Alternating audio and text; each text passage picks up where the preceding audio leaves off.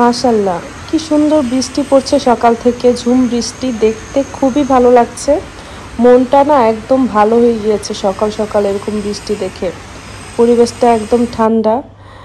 আর শরীর অনেক বেশি খারাপ, লাস্ট 2 দিন ধরে অনেক বেশি জ্বর যাচ্ছে, তাই অনেক বেশি খারাপ। স্কুল থেকে নিয়ে আসার পরে আমার একটা পার্সেল এসেছিল। তো এই পার্সেলটা দেখুন, এটা একদম অর্গানিক একটা পেজ থেকে নিয়েছি, ন্যাচারো পেজ থেকে। এটা একটা বিটরুট পাউডার। তো এই বিটরুট পাউডারটা নাকি খুবই ভালো শরীরের জন্য। আর যেহেতু এখন 30 ওভার হয়েছে, তো এখন বিভিন্ন সমস্যা টুকটাক দেখা দিবে এবং দেখা দিচ্ছে। তো এইরকম মানে অর্গানিক এই জুসটা খেলে নাকি অনেক বেশি ভালো শরীরের জন্য। তো এটা আমি নিয়ে নিলাম। এটা একটা সুপার ফুড, বাচ্চারাও খেতে পারবে। তো এটা হচ্ছে একটা বিটরুট পাউডার। তো এই পাউডারের অনেক গুণাগুণ বলে শেষ করা যাবে না। এটা তো লিভার অনেক ভালো রাখে, লিভারের যত বদ পয়জম আছে এগুলো কাটায়। আর হচ্ছে ব্লাড প্রেশার কমায়, তারপরে হচ্ছে হিমোগ্লোবিন যাদের কম তাদের জন্য ভালো, ক্যালসিয়ামের জন্য ভালো, তার স্কিনের জন্য ভালো। সব মানে সব দিক দিয়ে এটা হচ্ছে একটা সুপার ফুড নামে পরিচিত। তো এটা নিলাম। তো আয়ন খায় নাকি দেখি, আমি খাবো। আমি আগে খেয়েছি অনেকবার, ভালোই লেগেছিল আমার কাছে, তো আনলাম। আগে খেয়েছিলাম হচ্ছে একদম অর্গানিক উপায়ে বানিয়েছিলাম ঘরের মধ্যে, এরকম ড্রাই করা পাউডার খাওয়া হয়নি।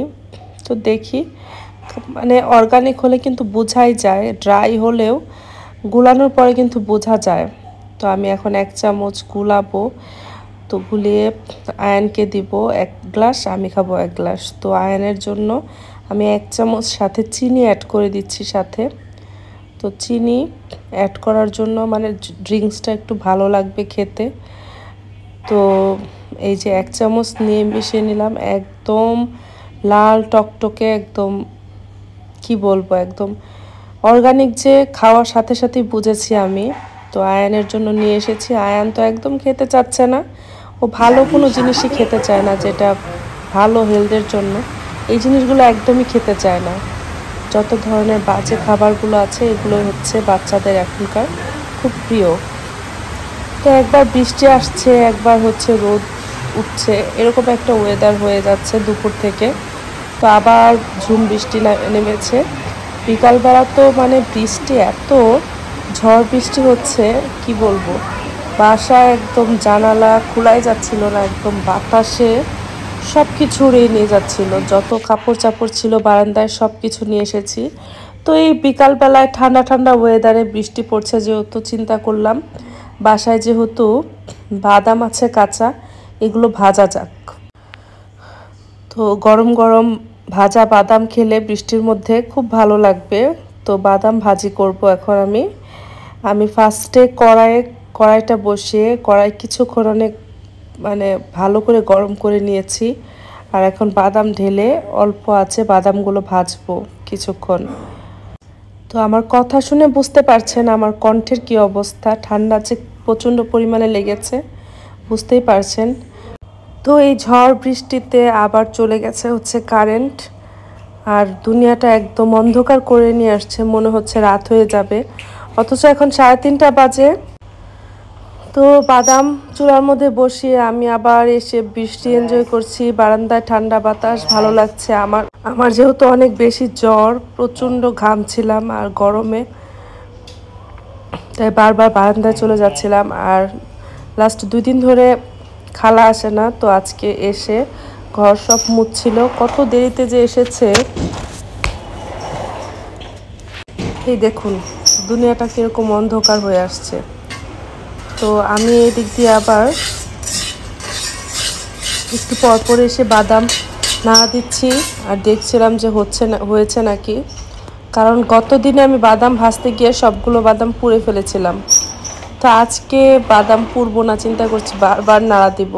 তো বাদাম কিন্তু বালুর মধ্যে ভাজলে অনেক বেশি সুন্দর হয়, মচমচে হয়, পুড়ে না, এবং খেতে অনেক বেশি মজা লাগে।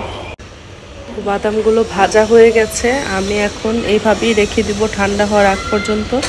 এদিক দিয়ে হচ্ছে চা বানাচ্ছিলাম। আয়ানের হুজুর এসেছে, হুজুরকে চা দেওয়ার জন্য। তো চাটা দিচ্ছি, চা আর দই, সাথে বিস্কিট, বাদাম এগুলো দিচ্ছিলাম।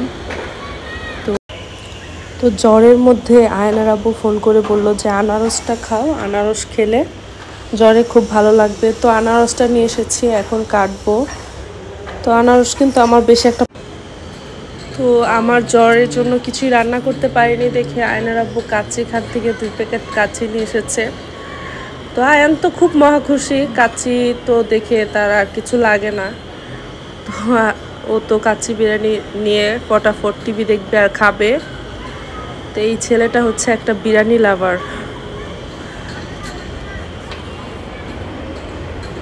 আর এই দেখুন, আমি অসুস্থ দেখে আয়না আব্বু রাত্রে কত কিছু নিয়ে এসেছে, ছোট্ট বাচ্চাদের মতো মনে হয়েছে আমি বাচ্চা আছি এখনো। তো আম, লিচু, তারপরে রসমালাই, টক দই, মিষ্টি দই, কলা, তারপরে আনারস তো এনেছে, তারপরে এনেছে হচ্ছে এই যে ফ্রোজেন পরোটা, আর এনেছে হচ্ছে গিয়ে নাগেট। নাগেট এনেছে আয়নের টিফিনের জন্য, 2 প্যাকেট নাগেট আর ফ্রোজেন পরোটা। তো আমি বলতেছি যে আমি কি পিচ্চি বাচ্চা নাকি যে এত কিছু এনেছো। তো এইগুলো গুছিয়ে রাখছিলাম রাতের বেলা। আর আমার ছেলে দেখুন, রাত 2টা বেজে গেছে, তার এখনো প্রজেক্টের কাজ শেষ হয় নাই। তার প্রজেক্টের কথা মনে পড়েছে রাত 10টার দিকে, এর আগে মনে পড়ে নাই। তো কালকেই লাস্ট ডেট, তো এটা দিচ্ছে। তো আমি কি করার, বসে আছি, জেগে আছি। তো আজকের মতো ব্লগটা এখানেই শেষ করছি। কেমন হয়েছে জানাবেন সবাই।